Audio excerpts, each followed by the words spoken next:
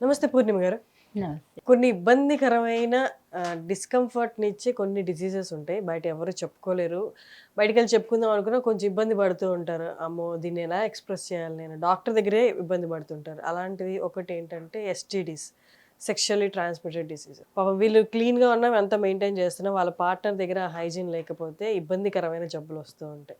వాటి గురించి ఒక్కసారి చెప్తారా? వీటి చాలా రకాలుంటాయి కదా! This is one unfortunate thing. ఏంటంటే విమెన్ ఎప్పుడు గూడా సఫర్ అవుతుంది అండ్ బ్లేమ్ అవుతుంది. హ్మ్. ఎస్టీడీస్ ఉన్నప్పుడు. హ్మ్. ఎస్టీడీస్ ఉన్నప్పుడు యూజువల్‌గా మనం ఏంటంటే విమెన్ అప్రోచ్ అవుతుంది బికాజ్ వాళ్ళకి ఎక్కువ సింప్టమ్స్ ఉంటుంది గనక. హుహు. వాళ్ళకి యూజువల్‌గా ఏంటంటే వైట్ డిశ్చార్జ్ అవ్వడం, ఎక్సెసివ్ డిశ్చార్జ్, ఇచ్చింగ్, ఎస్టీడీస్ ఉన్నప్పుడు ఆర్ ఎల్స్ అక్కడ ఏమన్నా స్పాట్స్, బాయిల్స్, పిస్టుల్స్ రావడము. హ్మ్. దానివల్ల వాళ్ళకి యూజువల్లీ ప్రెజెంట్ అవుతారు. అది కూడా వుమెన్స్ ఫస్ట్ ఇన్‌స్టెన్స్‌లో గూడా రారు. హ్మ్. ఇంట్లో హోమ్ రెమెడీస్ ట్రై చేస్తారు. ఇంట్లో ఏదో తగ్గిపోతుంది అనుకుంటారు. చాలా సివియర్ అయ్యే వరకు రారు. హోమ్ రెమెడీస్ అంటే పసుపు ఇలాంటి bacterial. Mostly not but they think that అది ఏంటంటే నార్మలే ఉంది తగ్గిపోతుందేమో అని వెయిట్ చేస్తారు. ఏదో హ్మ్. నార్మల్ క్రీమ్స్ పెట్టుకుంటారు. నార్మల్ జనరల్ మాయిశ్చరైజర్ పెట్టుకుంటారు.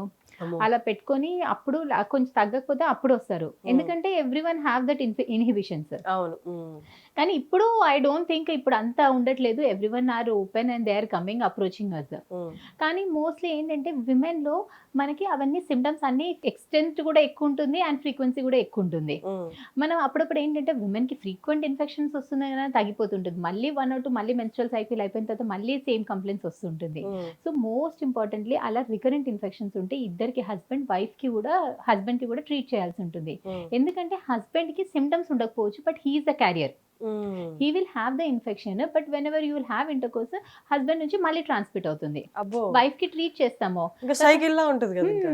వైఫ్‌కి ట్రీట్ చేస్తాం. ఇన్ఫెక్షన్ అంతా తగ్గిపోతుంది. మళ్ళీ we can't prevent that. Like hmm. When they meet or when they have intercourse మళ్ళీ ట్రాన్స్‌మిట్ అవుతుంటుంది. So, hmm. అందుకని జస్ట్ లైక్ ఇంకోటేంటంటే మనకి బ్రాడ్ స్పెక్ట్రమ్ యాంటీబయాటిక్స్ కూడా ఉంటుంది. హ్మ్. మోస్ట్ కామన్ క్యూర్ చేసే డిసీజెస్ అన్నిటికి లైక్ ఫంగల్ ఇన్ఫెక్షన్‌కి, వైరల్ ఇన్ఫెక్షన్, బాక్టీరియల్ ఇన్ఫెక్షన్ కామన్‌గా మనకి కొన్ని కమర్షియల్ కిట్స్ కూడా ఉన్నాయి. Hmm. Like 3 tablets for wife, 3 tablets for husband. Hmm. So, that is a simple and most effective way. Oral tablets. Oral tablets. Hmm. And it is a 1 day simple course. Hmm. అలా గూడా ఉంటుంది. అలా use చేస్తే గూడా complete course ఉంటుంది. హ్మ్. Or else మళ్ళీ recurrent infections ఉంది అంటే మనం వేరే కండిషన్స్ అనేవి ఇవాల్యుయేట్ చేసుకోవాల్సి ఉంటుంది. హ్మ్. ఏమైనా వైఫ్ కానీ, హస్బెండ్ గానీ డయాబెటిక్ ఉన్నా గానీ, ఏదన్నా అదర్ మెడికేషన్స్ యూజ్ చేస్తున్నా, ఇమ్యూనో కాంప్రమైజ్డ్ ఉన్నా గానీ, ఇమ్యూనిటీ తగ్గిపోవడం హ్మ్. గానీ, ఆరెల్స్ వైరల్ ఇన్ఫెక్షన్స్ ఫ్రీక్వెంట్‌గా అవుతున్నా గానీ, హ్మ్. ఇలాంటి కండిషన్స్‌లో ఉన్నప్పుడు కూడా ఫ్రీక్వెంట్ ఇన్ఫెక్షన్స్ కూడా వచ్చే ఛాన్స్ ఉంటుంది. So, okay. అవన్నీ చూసుకొని లైక్ వై ఎందుకు ఫ్రీక్వెంట్ ఇన్ఫెక్షన్స్ వస్తున్నాయో చూసుకొని అది ముందుకెళ్ళాల్సి ఉంటుంది మనము. సో, ఇన్ఫెక్షన్స్ ఒచ్చి వాళ్ళు చెప్పకుండా ఇట్లా ఇంట్లో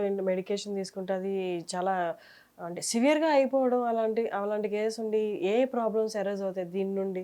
ఇన్ఫెక్షన్స్ ఏంటంటే ఒక్కొక్కరికి ఒక్కొక్క ఇన్ఫెక్షన్ ఉంటుంది. హ్మ్. ఏంటంటే ఇంట్లో వైఫ్స్ ఇద్దరు సిస్టర్స్ డిస్కస్ చేస్తారు. మదర్, సిస్టర్ అందరు లేడీస్ డిస్కస్ చేసిన నాకు ఇన్ఫెక్షన్ ఉందంటే నాకు ఈ డాక్టర్ ఇచ్చింది అని తనెళ్లి మెడికల్ షాప్‌లో సేమ్ మెడికేషన్ తీసుకోవడం. హ్మ్. అలా గూడా అవుతాయి. అలా ఉంటుంది. బట్ నీకున్న ఇన్ఫెక్షన్ వేరు, మీ అక్కయ్యకున్న ఇన్ఫెక్షన్ వేరు.